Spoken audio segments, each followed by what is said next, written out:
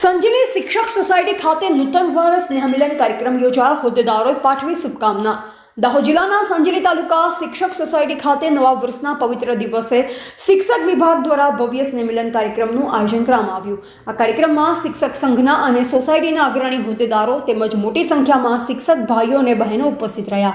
કાર્યક્રમમાં જિલ્લા સંઘના પ્રમુખ શ્રી સુરતાનભાઈ કટારા, સંજેલી તાલુકા સંઘના પ્રમુખ શ્રી રમેશભાઈ સેલોત, મહામંત્રી શ્રી દિનેશભાઈ ભુરિયા, સંજેલી શિક્ષક સોસાયટીના chairman Shri Ramubhai Charel, secretary Shri Mansukhbhai Sangada, vice secretary Shri Jagdishbhai Kamor, જિલ્લા ઉપપ્રમુખ શ્રી દિલીપભાઈ રાવત તેમજ શિક્ષક સંઘ અને મંડળીના અન્ય હોદ્દેદારો અને કારોબારી સભ્યોએ હાજરી આપી. નવા વર્ષની શરૂઆતમાં આયોજિત સ્નેહમિલન કાર્યક્રમમાં ઉપસ્થિત સૌ અગ્રણીઓ એકબીજાને મળી મોં મીઠું કરાવી શુભેચ્છાઓની આપ-લે કરી. આ પ્રસંગે જિલ્લા સંઘના પ્રમુખ શ્રી સુરતાનભાઈ કટારા સાહેબે સંજેલી તાલુકાના સંઘના હોદ્દેદારો, મંડળીના કારોબારી સભ્યો તેમજ ઉપસ્થિત તમામ શિક્ષક ભાઈઓ અને બહેનોને નૂતન વર્ષની હૃદયપૂર્વક શુભેચ્છા પાઠવી અને આવનાર વર્ષ સૌના જીવનમાં ખૂબ જ પ્રગતિ લઈ આવે તેવા આશીર્વાદ આપ્યા.